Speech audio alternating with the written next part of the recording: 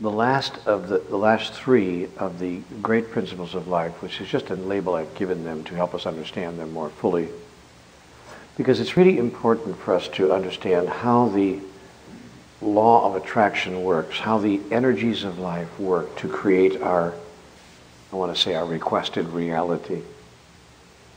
It's not, in my view, it's not good enough for us just to know about the so-called law of attraction. We need to know about all of it. We talked extensively this morning and today about the energy of attraction and about the law of opposites. And you can learn much more about those in the text of Happier Than God.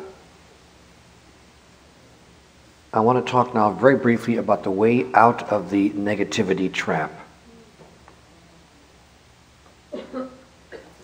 Because when the energy of attraction responds to the law of opposites, you could find yourself in the negativity trap.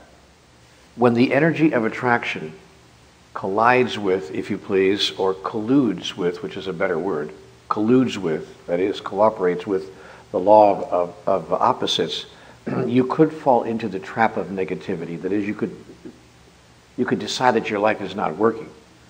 And the sad part about that is that you would decide that your life is not working just when it really was working. And the law of opposites is evidence that it is working. And I know that's really difficult to grasp or to live. I know that when it looks as if everything unlike what you want is showing up in this space, it's difficult for you to grasp or to embrace an idea that, oh, I get it, life is really working well for me now, because all of the exterior evidence is exactly the contrary. And so at that point you have to judge not by appearances, but understand what is going on. That's when you invoke the gift of wisdom, which is the third of the five great principles of life. The energy of attraction, the law of opposites, the gift of wisdom. This principle, this great life principle I'm going to read this now to make it fast.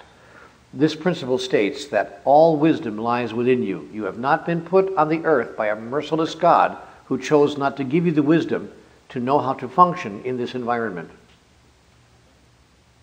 Quite to the contrary, you were put here to use this environment in order to achieve the purpose for which you came, which is the purpose of life itself.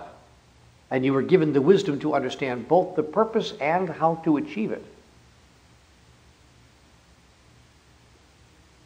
Call on this wisdom whenever and wherever you feel the need for guidance. It will be there. Wisdom is a tool given to you and given to all sentient beings. The gift of wisdom gives you discernment. It is what allows you to see any negative experience that you may be undergoing and to see that it has been brought to you by you to create a contextual field within which you may experience what you've chosen to experience of yourself and of your world. Often this work is being done at a subconscious or at a superconscious level. Therefore, you may not be consciously aware of it. It's important for us to understand that we are functioning at all times at four levels of consciousness, please. At the subconscious level, at the conscious level, at the superconscious level, and at the supraconscious level. The supraconscious level being the other three levels of consciousness combined, or what I call the place of highest wisdom within you, and what I sometimes call God. And that we're operating at all four levels of consciousness eternally and simultaneously, at the same time, throughout all time. So we are functioning, to use street language, we are functioning as big guy, little guy, big girl, big one, small one. At all times, we are functioning from the level of godliness and from the level of oneliness, singleness, maybe even otherness.